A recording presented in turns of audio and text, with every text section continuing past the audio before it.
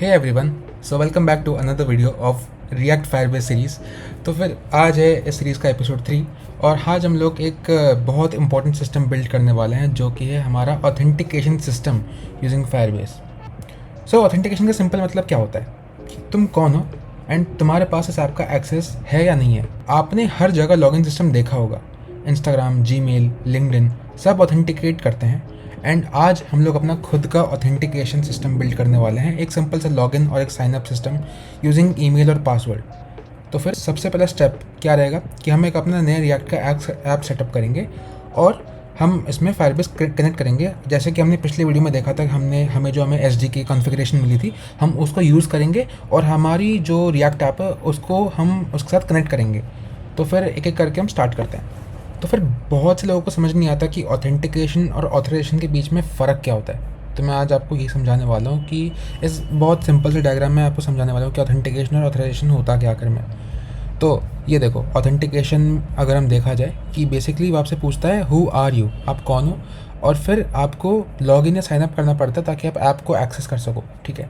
And एक बार जब आपका ऑथेंटिकेशन हो जाता है तभी जाके आपको ऑथराइजेशन करने की परमिशन मिलती है, राइट। अब ऑथराइजेशन क्या होता है? ऑथराइजेशन मतलब होता है कि आप उस ऐप में क्या कर सकते हो। फॉर एग्जांपल एक ब्लॉग एप्लीकेशन है, राइट, और उस ब्लॉग एप्लीकेशन में हमारे पास 3 रोल्स हैं। फॉर एग्जांपल एडमिन जो है वो यूज़र को ब्लॉक कर सकते हैं, उसका अकाउंट सस्पेंड कर सकता है। एंड एक नॉर्मल यूज़र जो है, जैसे कि आप सब हो गए, आप लोग ब्लॉग अपलोड कर सकते हो, राइट कर सकते हो एंड अपने ब्लॉग्स को डिलीट कर सकते हो, लेकिन दूसरों को नहीं कर सकते हो। सिमिलरली एक क्रिएटर होता है, उसका एक रोल होता है। तो ऐसे ऐसे करके सबके पास अपने अपने रोल्स होते हैं। तो यही बहुत सिंपल सा फ़र्क है ऑथेंटिकेशन और ऑथराइजेशन के बीच में। और हम लोग इस सीरीज़ में ऑथेंटिकेशन देखेंगे। अगर टाइम मिले तो आपको बता दूंगा कि ऑथराइजेशन क्या होता है, बहुत सिंपल होता है, मैं आपको बता दूंगा। तो फिर सबसे पहले हम स्टार्ट करते हैं एक रिएक्ट प्रोजेक्ट बना के। तो फिर अगर आपको रिएक्ट प्रोजेक्ट बनाना नहीं आता तो भाई वीट की वेबसाइट में जाओ। वीट एक फास्ट बिल्ड टूल है जो कि आपको रिएक्ट का प्रोजेक्ट बनाने में हेल्प करेगा। तो आपको ये कमांड करनी है कॉपी, और ये करनी है आपको टर्मिनल में पेस्ट, और यस करना है। प्रोजेक्ट का नाम डालना है, तो मैं रखूँगा रिएक्ट फायरबेस डेमो, और अपना फ्रेमवर्क चूज़ कर लो। रिएक्ट है भाई, नहीं भाई नॉर्मल जावास्क्रिप्ट चाहिए हमें।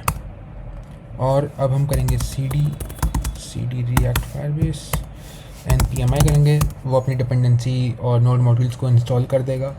और फिर हम npm रन डेव करेंगे, ठीक है। npm रन डेव खुल गया भाई अपना लोकल होस्ट 5173 में जाके एक बार देखते हैं। लोकल होस्ट 51,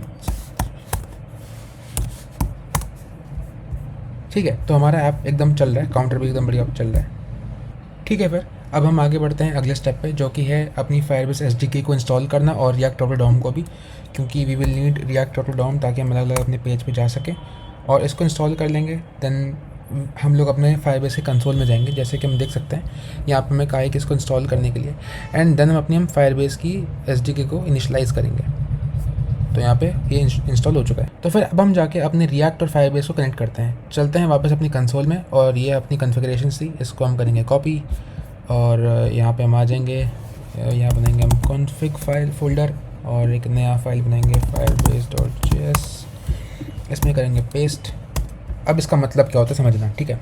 तो बेसिकली आप यहाँ देख सकते हो, ये आपकी फायरबेस की कॉन्फ़िगरेशन सारी एपीआई की और डोमेन, प्रोजेक्ट आईडी सब कुछ यहाँ पे है, ठीक है। यहाँ से आप अपने जो भी सर्विसेज फायरबेस आपको प्रोवाइड करते हैं, जैसे कि ऑथेंटिकेशन, डेटाबेस या फिर स्टोरेज, आप इन सबको एक्सेस कर सकते हो। यहाँ से आप उनका इंस्टेंस बना सकते हो। जैसे कि यहाँ पे हम यहाँ पे पहले ऑथ इंपोर्ट करेंगे, ठीक है। तो फिर हम ऐसे करेंगे कि export const auth equals to get auth, ये एक मेथड है, ओके। माइनस लग गया एक, इंपोर्ट की नहीं हुआ, ठीक है। इंपोर्ट करना पड़ेगा, लगता है इसको मैनुअली इंपोर्ट, ठीक है। और फिर यहाँ पे ठीक है। अब हम इसको टेस्ट करते हैं कि हमारा ये जो फायरबेस और रिएक्ट है साथ में किसने कनेक्शन बनाया कि नहीं बनाया। तो अब हम चलते हैं अपने app.jsx में, और यहाँ पे हम एक बार टेस्ट करते हैं कि ये अपना कनेक्ट हुआ है कि नहीं हुआ है। तो हाँ भाई, को पायलट की मुझे ज़रूरत नहीं है अभी। ये अपने आप ऑटो इम्पोर्ट हो गया, और यूज़ इफेक्ट को भी एक बार इम्पोर्ट कर लेते हैं, राइट। सो इसको रन करते हैं, और आई गेस अपना ऐप जो है लोड हो गया है। और एक बार चलते हैं कंसोल में देखने की क्या ये हो गया है कि नहीं हुआ है। आ गया हमारे पास अपना ऑथेंटिकेशन इंस्टेंस, देखा। अब हम आगे बढ़ते हैं ईमेल और पासवर्ड ऑथेंटिकेशन को लेके एक साइनअप फॉर्म बनाते हैं। कोड कर क्या रहा है, ठीक है। अगर हम इसको देखें हल्का सा, मतलब मैंने इसको चेक कैसे करा मैं आपको दिखा रहा हूँ। तो बेसिकली हमने यूज़ इफेक्ट करा। अगर आपने यूज़ इफेक्ट पढ़ा हो, मैंने कहा था ये प्रीरिक्विजिट है। तो यूज़ इफेक्ट क्या करता है, आपके कंपोनेंट को माउंट करता है और यहाँ पे डिपेंडेंसी अरे खाली है। तो फिर जब जैसे ही कंपोनेंट लोड होता है तो फिर हम लोग देखते हैं कि हमारा जो फायरबेस ये जो कंपोनेंट लोड हो जाता है, and then we see that कि हमारा जो ऑथ इंस्टेंस है ये कंसोल में आ गया है। तो फिर अब हमने चेक कर लिया कि अपना ये फायरबेस ऑथ इंस्टेंस कनेक्टेड है या नहीं है। तो अब हम जाके अपने फायरबेस कंसोल में ऑथेंटिकेशन को एनेबल करते हैं। तो ये अपना फायरबेस का कंसोल है अपने प्रोजेक्ट का, और यहाँ पे हम जाएंगे प्रोजेक्ट ओवरव्यू में, बिल्ड पे जाएंगे और ऑथेंटिकेशन पे क्लिक करेंगे, ठीक है। और ये आ गया तो गेट स्टार्टेड पे क्लिक करेंगे और हम यहाँ पे अपने पास ऑप्शन है email, password, phone, anonymous, Google etcetera, बहुत सारे यहाँ पे ऑप्शन हैं। यहाँ पे we will choose email and password, इसको एनेबल करेंगे। हम पासवर्डलेस साइन इन भी एनेबल कर सकते हैं, बट अभी के लिए नहीं करेंगे। एनेबल कर लो इसको भाई, ठीक है, एनेबल हो गया है। अब हम यहाँ पे अलग अलग प्रोवाइडर्स भी ऐड कर सकते हैं। विद टाइम हम गूगल का भी देखेंगे अगले वीडियो में। तो अब हम जाके अपनी राउटिंग और पेजिंग सेटअप करते हैं, ठीक है। तो यहाँ पे हम जाएंगे अपने सोर्स फोल्डर में, एक करेंगे क्रिएट पेजेस, उसमें हम बनाएंगे अपना login.jsx और एक बनाएंगे signup.jsx और एक डैशबोर्ड पेज भी बना ही लेते हैं, राइट, .jsx। और अब हम जाएंगे अपने app.jsx में, इस सब कचरा को हटाएंगे, हटाओ भाई इन सबको, और हम यहाँ पे अपनी राउटिंग सेटअप करेंगे। तो फिर सबसे पहले यहाँ पे आना और इसको हटा दो भाई, इसको ज़रूरत है नहीं अब, है ना। और यहाँ पे इसको पेस्ट कर दो क्योंकि ये रिएक्ट router DOM से आ रहा है। हम लोग अभी राउटिंग अपनी सेटअप करने वाले हैं, ये लोड भी हो गए यहाँ पे, और इसकी ज़रूरत है नहीं अपने को, इसको भी हटा दो। और हमने चेक तो कर लिया, तो फिर इसकी ज़रूरत है नहीं अपने को, राइट। तो इन सबको हटाओ।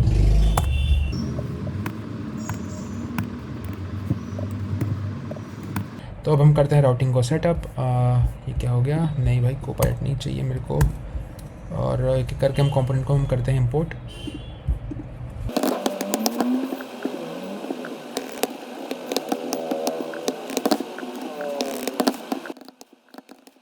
तो फिर हमने यहाँ पे अपनी बेसिक राउटिंग को सेटअप कर लिया है। एक बार हम जाके चेक करते हैं अपनी ऐप में। तो ये स्लैश राउट है, तो यहाँ पे अपना साइनअप आ गया। और अगर हम जाएंगे अपने लॉगिन राउट पे, तो ये लॉगिन आ गया राउट। और अगर हम जाएंगे अपने डैशबोर्ड राउट पे, तो एक सेकंड स्पेलिंग लेते हैं, डैशबोर्ड आ गया फिर ये। तो ठीक है, सबसे पहले हम स्टार्ट करते हैं अपना साइनअप पेज को बनाने के साथ। तो सबसे पहले काम करते हैं हम लोग यहाँ पे अपना बेसिक सा UI सेटअप कर देते हैं।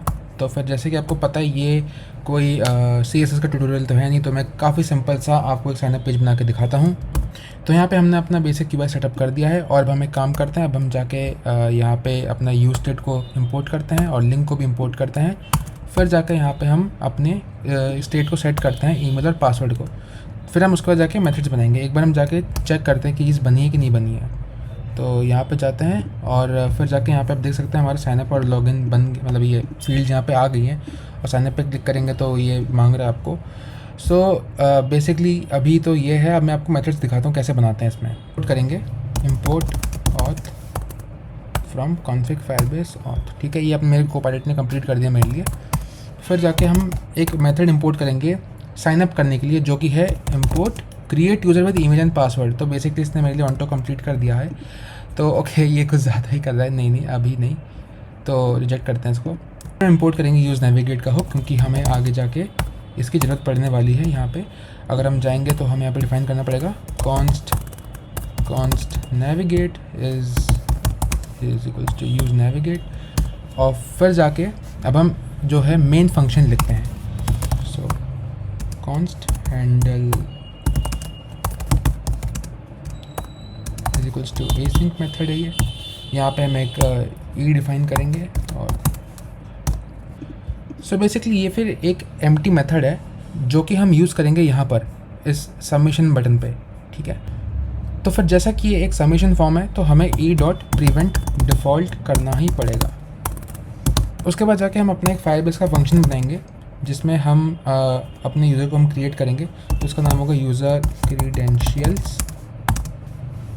तो फिर ये जो है ये लेगा अपना await create user with email and password, और इस हम यहाँ पे पास करेंगे ऑथ और ईमेल और पासवर्ड। और जैसे यूज़र साइन अप कर लेता है वैसे हम लोग यूज़र की डिटेल्स को प्रिंट कर देंगे।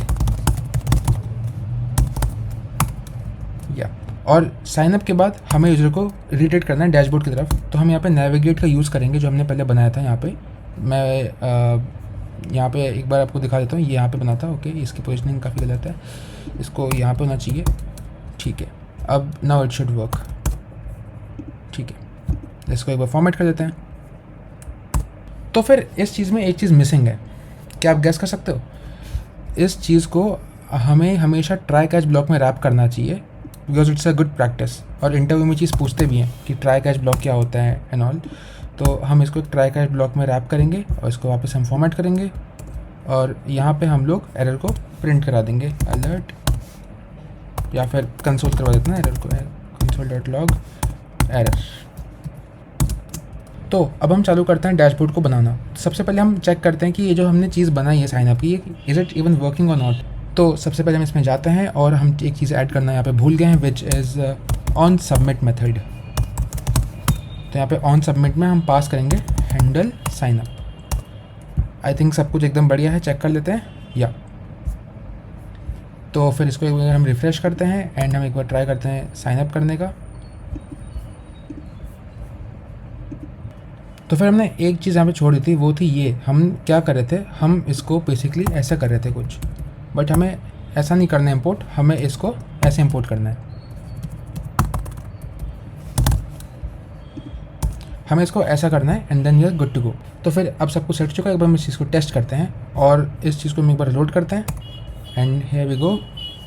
तो साइन अप करते हैं मेरी ईमेल आईडी के साथ @gmail.com और टेस्ट करते हैं इसको, पासवर्ड रखते हैं TEST@123 और हम साइन अप करते हैं।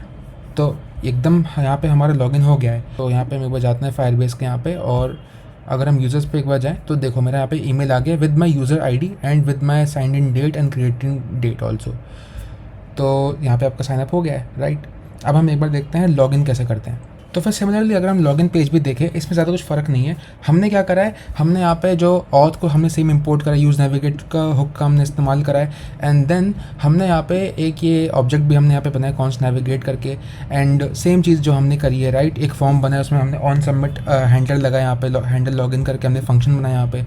और हम बस यहाँ पे फ़र्क किया है कि we are using the new method now, जो कि sign in with email and password. इसको हम करेंगे अगर अनकमेंट, तो इसको हमें जाके करना है पहले तो इम्पोर्ट, एंड ऑटो इम्पोर्ट हो गया यहाँ पे firebase/auth से, हम यहाँ पे देख सकते हैं। और अब हम इसको भी एक बार जाके टेस्ट करते हैं। यहाँ पे हम गए एंड अब हम जाते हैं एक बार लॉगिन पेज पे। हम अपनी सेम ईमेल आईडी और यूज़र नेम के साथ हम लॉगिन करेंगे।